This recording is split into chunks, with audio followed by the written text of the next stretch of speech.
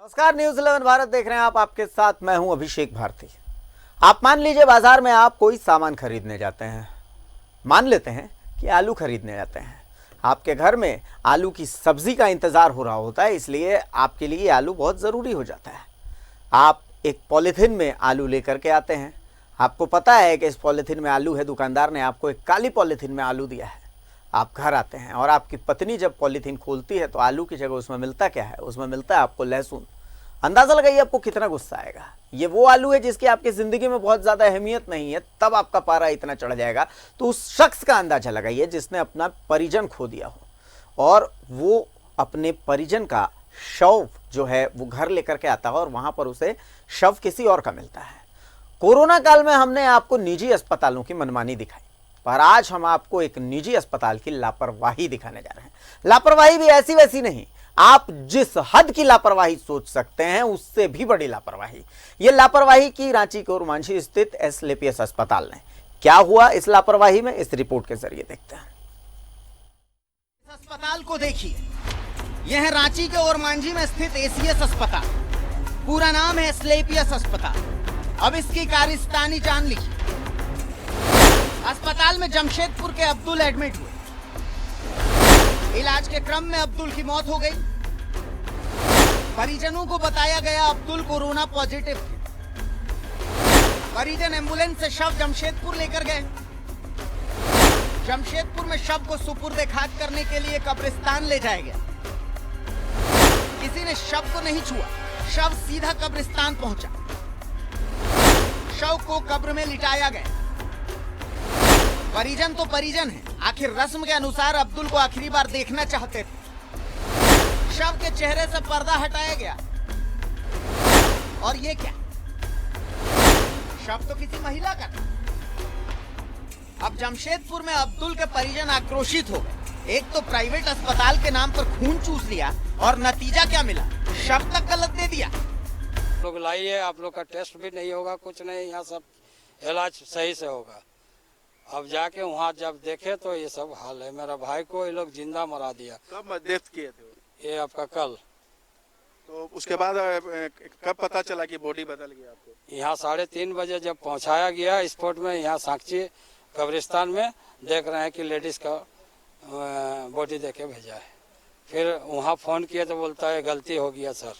ये आसिफ, डॉक्टर आसिफ है उनका नाम। रांची से यहाँ बॉडी आ जाती है। रांची का जिला प्रशासन वहाँ से रिलीज ऑर्डर बनाता है। एक एम्बुलेंस के द्वारा साक्षी कब्रिस्तान जमशेदपुर लाया जाता है और लाने के बाद जो हर धर्म के हिसाब से, चाहे मुस्लिम धर्म के हिसाब से इनका की मिट्टी होनी थी, लोग नमाज पढ़ लेते हैं और उसके बाद जब पैकेट को खोलते हैं तो एक महिला की बॉडी निकल के आती है। अब जिनका शव जमशेदपुर चला गया था, असल में वो थी 65 साल की मालिनी मिंज। परिजनों का आरोप है कि अस्पताल ने लापरवाही की।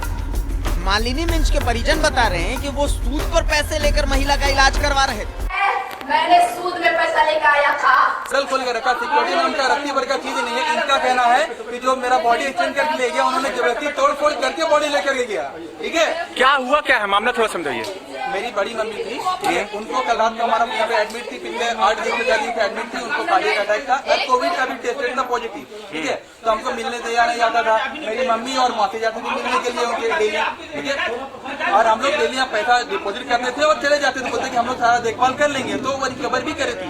कल रात को अचानक 12-1 बजे का फोन आया, कहा गया कि आपकी दीदी नहीं रही। मम्मी को फोन आया कि दीदी नहीं रही। ठीक है, हम लोग सुबह यहाँ पे आए। हम लोग तो चले गवर्नमेंट का जो नॉर्म्स है, जो भी गाइडलाइंस, हम लोग पूरा गाइडलाइन फॉलो कर रहे हैं कि हाँ अभी इनसे परमिशन लेना है, सीओ से, एसडीओ से, जो भी हम लोग सारा कुछ इनके ऊपर छोड़ दिए कि आप लोग जो करिएगा हम लोग कर लेंगे। उस वक्त बॉडी ले जाएंगे। ठीक है, एज पर गवर्नमेंट नॉर्म।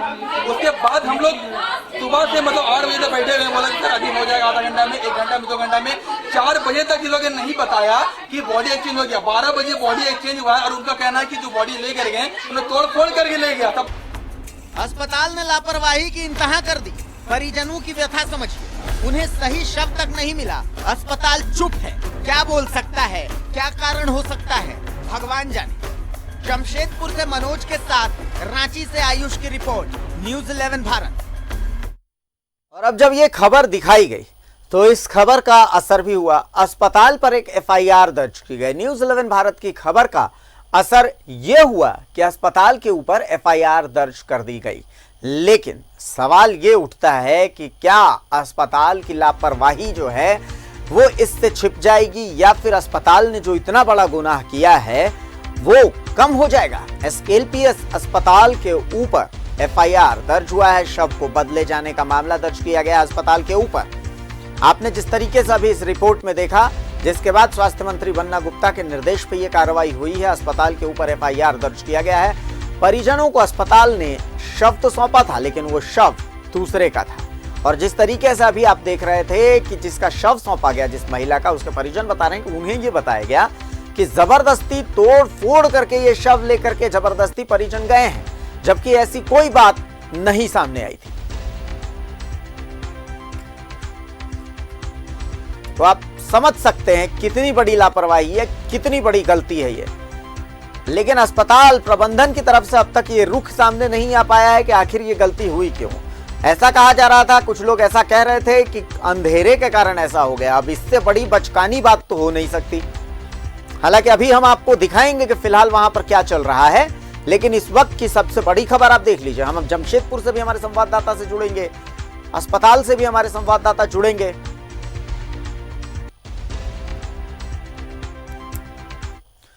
तो इस वक्त की सबसे बड़ी खबर यही है कि इस अस्पताल के खिलाफ एफआईआर दर्ज कर ली गई है और ठीक अस्पताल के बाहर से हमारे संवाददाता आयुष जुड़े हुए हैं। जमशेदपुर में परिजनों के साथ हमारे संवाददाता मनोज जुड़े हुए हैं। सबसे पहले रुख करते हैं आयुष का। आयुष, क्या समझ में आ रहा है? क्या कुछ अस्पताल की तरफ से क्या आपने बात करने की कोशिश की? अस्पताल प्रबंधन का क्या कहना है कि आखिर इतनी बड़ी गलती, इतना बड़ा गुनाह हो कैसे गया? जी अभिषेक, मैं सबसे पहले ये बताना चाहूँगा कि अस्पताल में पूरी तरह लापरवाह है। इतनी बड़ी चूक के बाद भी जो कह सकते हैं ना, सफाई के रूप में ये कहा जा रहा है कि अस्पताल में जोर जबरदस्ती से जो है 100 को ले जाया गया जमशेदपुर। जबकि आपको बता दें, कोरोना पॉजिटिव अगर कोई संक्रमित पाया जाता है तो एक नियम है कि उसको स्थानीय प्रशासन जो है देख रेख में जो है उसका दाह संस्कार होगा या कहें उसका नित्यक्रम होगा।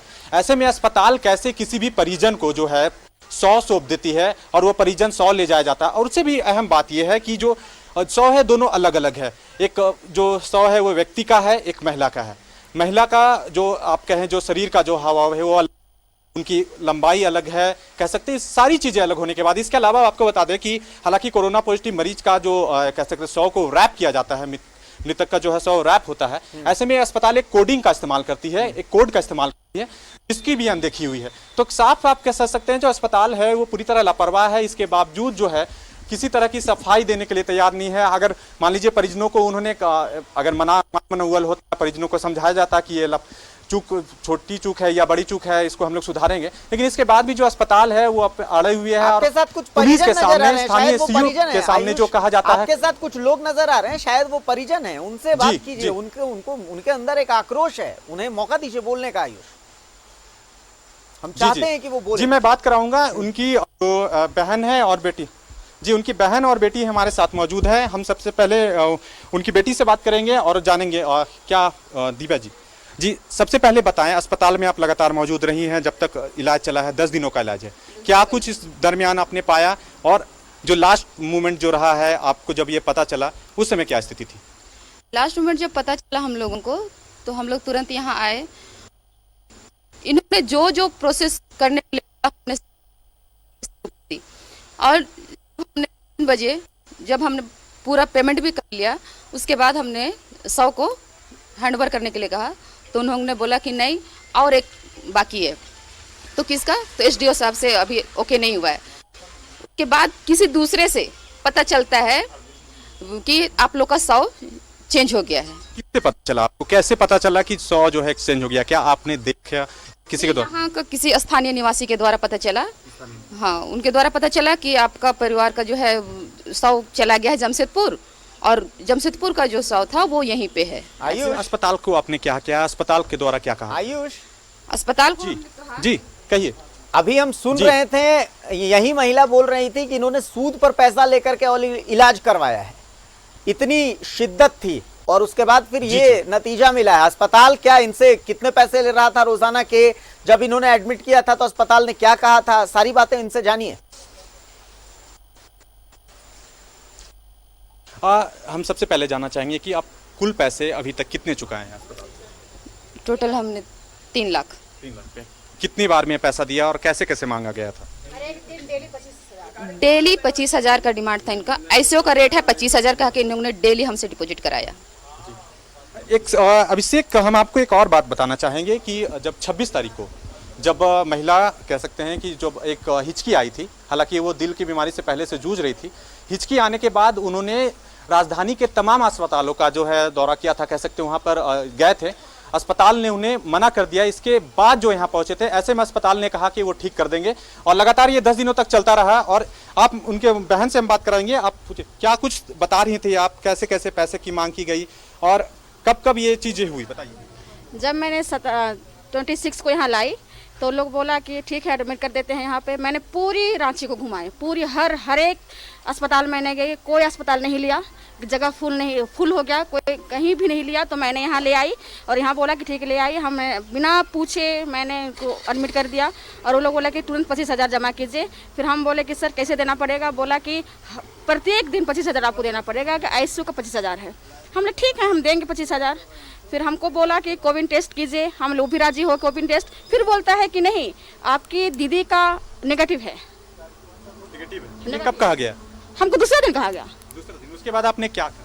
तो ठीक है नेगेटिव है, तो खुश हो गया कि नेगेटिव है। हरे हमको बोला कि कोविड का चेक क्या आपको ये बताया जा रहा था कि जो है तबीयत में सुधार आ रही है, क्या वो ठीक हो रहा है, ऐसा कहा जा रहा है? बताया गया डेली कि हाँ अभी सुधार हो रहा है, हम लोग पूरा प्रोसेस में हैं, 2-3 दिन के बाद हम लोग निकाल देंगे। फिर हम लोग आते थे पेमेंट करते थे, फिर बोलता था कि और 2 दिन लगेगा मैडम। हमने ठीक है 2 दिन लगे 10 दिन लगे, मेरी पेशेंट बाहर आ जाए, ये मेरी रही। मैंने किसी तरह पैसा यहाँ जमा किया। उसके बाद लास्ट में हमने 3 तारीख को आया तो बोलता है कि मैं संडे को छुट्टी दे दूंगा। संडे को छुट्टी दे दूंगा? हाँ, मतलब ये आपको कहा गया कि तबीयत में जो लगातार सुधार आ रहा है, अब जो है वो ठीक होंगी? हाँ संडे तक छुट्टी हो जाएगा। हम बोले ठीक है सर, हम संडे को 1-2 दिन हमको पैसा जुगाड़ करने दीजिए, क्योंकि मेरे पास मनी नहीं था सर।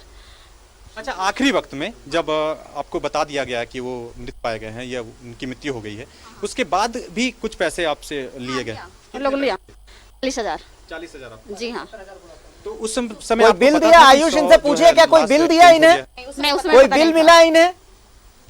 उन्होंने बोला कि फ्रीजर में रख रहे हैं। अभी तक बिल मिला है आपको? जी हाँ मिला है। कुल बिल आपको मिला हुआ है? जी, इनको सारा बिल मिला है। इनसे एक आखिरी सवाल आयुष ये भी पूछ लीजिए कि क्या इन्हें पता है कि सरकार की तरफ से गाइडलाइन है कि एक निश्चित अमाउंट से ज्यादा हर रोज का एक कोविड पेशेंट से अस्पताल, निजी अस्पताल नहीं ले सकते? ऐसी जानकारी है इन्हें? 18,000 रुपए से ज्यादा नहीं ले सकते आईसीयू के लिए भी? जी। अच्छा, क्या आप ये जानकारी थी कि जो है सरकार द्वारा ये निर्धारित है कि 18,000 रुपए से ज्यादा प्रतिदिन वो ज्यादा चार्ज नहीं कर सकते? नहीं, हमको नहीं मालूम था। तो किसी के द्वारा आपको बताया नहीं गया? नहीं। अस्पताल से आपको एक दिन में कुल 25,000 रुपए हम प्रतिदिन देते थे। मुख्यमंत्री जी आपको ये बात सुननी चाहिए, स्वास्थ्य मंत्री जी आपको ये बात सुननी चाहिए। ये महिला जो ये बात कह रही है कि हर रोज के उसने 25,000 रुपए दिए, ये तब जब आपकी तरफ से ये गाइडलाइन जारी हो चुका है कि भाई निजी अस्पताल एक निश्चित अमाउंट से ज्यादा नहीं ले सकते। अब ये आपके आदेश को खुली चुनौती है। हम जमशेदपुर का रुख करते हैं। जमशेदपुर में मनोज हमारे साथ हैं। मनोज, जमशेदपुर में क्या हुआ, पूरी घटना बताएं कि शव को जमशेदपुर ले जाया गया, सीधा कब्रिस्तान गया शव, उसके बाद जब परिजनों को यह पता चला उनका रिएक्शन क्या था?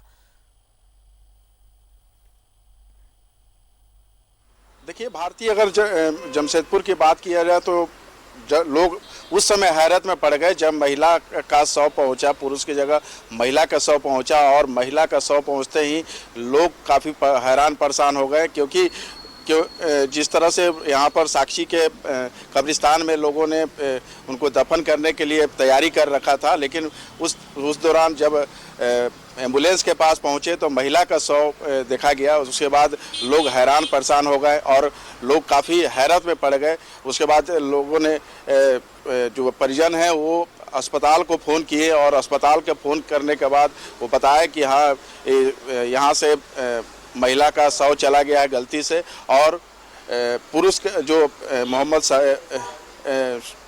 सामिद हैं उनका शव यहीं रह गया है। तो ऐसे में कहीं ना कहीं परिजन हैं जो लापरवाही का आरोप लगा रहे हैं और बता रहे हैं कि कहीं न कहीं अस्पताल का ये सबसे बड़ा लापरवाही है, प्रबंधक का लापरवाही है। क्योंकि जिस तरह से महिला का शव वहाँ जमशेदपुर पहुँचती है और कैसे पहुँच गई, क्योंकि परिजन बता रहे कि जिस समय उनके जो मोहम्मद सामिद हैं उनको बॉडी देने का जब प्रक्रिया शुरू हुआ तो वहाँ उस समय उनको दिखाया नहीं गया और नहीं दिखाने के कारण नतीजा है कि जब यहाँ पर लोग जब तैयारी करके रखे थे उनको दफन करने को लेकर, तब वो महिला का शव पहुँची तो लोग हैरत में पड़ गए।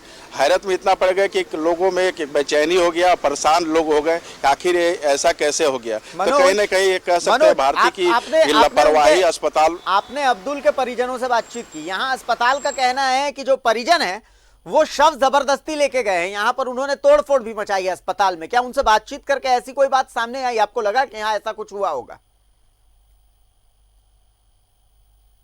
नहीं, देखिए भारतीय साफ तौर से इनका परिजनों का मानना था कि जो उनके 100 बॉडी थे परिजन का वो दिखाया नहीं गया। तो ऐसे में वो कैसे मतलब कि वहाँ पर तोड़फोड़ या कोई किसी तरह के वो लड़ाई झगड़ा कर सकते हैं। ऐसे में उनको बॉडी अगर दिखा दिया जाता तो परेशानी ही नहीं होता। और ये परेशानी जो मतलब कि यहाँ पर महिला के जो 100 पहुँच गया पुरुष की जगह, तो ऐसे में अब ये आरोप लगा रहे हैं अस्पताल वाले परिजन के ऊपर कि वहाँ पर तोड़फोड़ मारपीट किए हैं, चाहे ज़बरदस्ती ले गए हैं। तो कहीं ना कहीं अस्पताल का जो है अपना वो बचने का फिराक में होगा।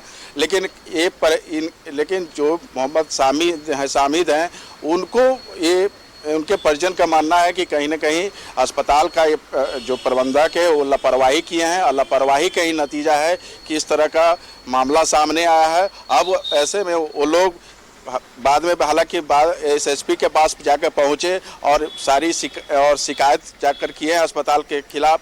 हालांकि सिटी एसपी से बातचीत उन लोगों का हुआ। पहले सिटी एसपी ने आश्वासन दिया है कि जो भी है प्रक्रिया वो जो भी कार्रवाई होगा, लेकिन पहले जो शव का दफनाने का कार्य शुरू कीजिए। तो जितने भी जो परिजन हैं वो अभी यहाँ से थोड़ी देर पहले निकले हैं रास्ते में। उधर से आपका महिला का एक और सवाल मनोज, एक और सवाल यह है कि आपने क्या उनसे पूछा कि हर रोज का कितना, चूंकि हम अभी देख रहे थे जो बातचीत आपने की थी उनसे शाम के करीब 6 बजे के आसपास में, तो परिजन बोल रहे हैं कि भाई हम तो पानी की तरह पैसा बहा रहे थे। अगर वो बोलते थे 30,000 तो हम 30,000 लेके पहुंचा देते, अगर वो बोलते 20,000 तो हम 20,000 लेके पहुंचा देते। तो क्या अस्पताल ने उनसे आखिर कितना बिल लिया? चूंकि सरकार का तो निर्देश है कि अगर रांची में कोई अस्पताल है वो 18,000 रुपए से ज्यादा प्रतिदिन किसी कोविड पेशेंट से नहीं ले सकता। तो ऐसे में क्या उनसे प्रतिदिन के कितने पैसे लिए गए? कोई बातचीत ऐसी हुई हो आपकी? देखिए जरूर बातचीत हुई है, क्योंकि परिजन बता रहे थे कि जब उनको मोहम्मद सामिद है उनको जब तबीयत खराब हुआ, निमोनिया बुखार हुआ तो और उनको सांस लेने में परेशानी हो रहा था, तो यहाँ से कुछ लोग हैं जो बताएं कि वहाँ जाने से उनका इलाज अच्छा होगा। तो यहाँ से लेकर वो एस्कुलियस जो अस्पताल है रांची में वहाँ लेके गए। वहाँ पर जाने के बाद अगर जिस तरह से वहाँ एडमिट किया गया और उस समय उनको नहीं बताया गया कि कोई जांच हुआ, जांच होने के प्रक्रिया में नहीं बताया गया कि मरीज को किसी तरह का कोरोना पॉजिटिव है चाहे नहीं है। वो बोले वहाँ पर बोला गया कि इनका इलाज हो जाएगा। इसके लिए जो अस्पताल ने 30-30 हज़ार रुपया करके हर दिन ले रहे थे और 30-30 हज़ार रुपया लेने के बाद ही वो वहाँ पर उनका इलाज कर रहे थे। तो ऐसे में जिस तरह से परिजन हैं वो बता रहे थे कहीं ना कहीं मतलब कि वो उनको दिग्भ्रमित करके उनसे पैसे भी लिया जा रहा था और इधर मरीज की भी हालत खराब होते जा रहा था। खुलेआम सरकारी आदेश की अवहेलना हुई है। मुख्यमंत्री जी, स्वास्थ्य मंत्री जी, आपको ये सारी चीजें देखनी चाहिए कि आपने नियम तो बना दिए हैं, गाइडलाइंस आपने जारी कर दिया है, इसके बावजूद किस तरीके से गाइडलाइंस के साथ खिलवाड़ हो रहा है, निजी अस्पताल क्या कर रहे हैं वो देखिए। आपको ये सारी चीजें देखनी चाहिए। आयुष के पास एक बार फिर से चलते हैं। आयुष, अगर उस अस्पताल में आप मौजूद हैं, अस्पताल कहता है कि भाई यहां पर तोड़फोड़ हुई, जबरदस्ती लेके गए, क्या अंदर जाकर के आपने देखा, क्या कुछ नजर आया? क्या ऐसा लगा कि वहां पर हंगामा हुआ है, तोड़फोड़ हुई है, क्या कुछ हुआ है वहां पर ऐसा? जी अभिषेक, मैं आपको बताना चाहूंगा, ये मैंने आपको पहले ही कहा कि अस्पताल जो है पूरी तरह से झूठ बोल रहा है। उन्होंने कहा कि तोड़फोड़ हुई है, कांच टूटा है और एक ही दिन में जो है वो ठीक करा लिया गया। ना ही स्थानीय प्रशासन को सूचना दी गई, ना ही मामला दर्ज हुआ, ना ही किसी को पता है, लेकिन तोड़फोड़ हुई और 100 चला गया। आपको पता होगा, जैसा कि बताया जा रहा है जमशेदपुर से, कि वही बता रहे हैं कि उन्हें खुद सौंपा गया 100 और रैप रहता है, आप ही बताया, जो लपेटा रहता है वो कोरोना संक्रमित के। तो ऐसे में आप कह सकते हैं कि अस्पताल की लापरवाही है। इस लापरवाही को छुपाने के लिए जो है ये पूरी घटना को जो है ये हवाला दे रहे हैं। झूठ बोला जा रहा है। चलिए आयुष, बहुत शुक्रिया आपका, शुक्रिया मनोज आपका भी कि आप हमारे साथ जुड़े और एक ऐसी बदसूरत तस्वीर एक निजी अस्पताल के सामने रखी, जिस बदसूरत तस्वीर को सरकार को देखना चाहिए। अब गेंद जो है वो सरकार के पाले में है। हो सकता है देर रात तक ही सही, शव जिसको मिलना चाहिए वो मिल जाएगा, पर इतनी बड़ी लापरवाही के साथ साथ कई और लापरवाहियां सामने आ रही हैं। अब असर हुआ है इसका और एफआईआर दर्ज कर ली गई है, पर सिर्फ एफआईआर से काम नहीं चलने वाला, स्ट्रिक्ट एक्शन चाहिए। सरकार आपसे निवेदन है कि स्ट्रिक्ट एक्शन लें, क्योंकि यहां आप स्ट्रिक्ट एक्शन लेंगे तभी बाकी निजी अस्पतालों की मनमानी पर रोक लगेगी। जिस तरीके से जो तस्वीरें देखी गई, मनमाना पैसा वसूला गया।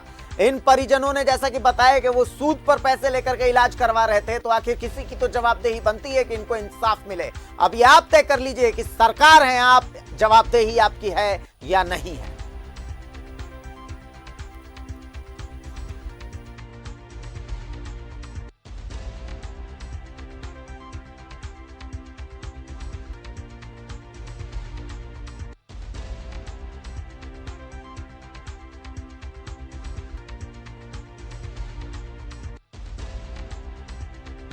तरीके से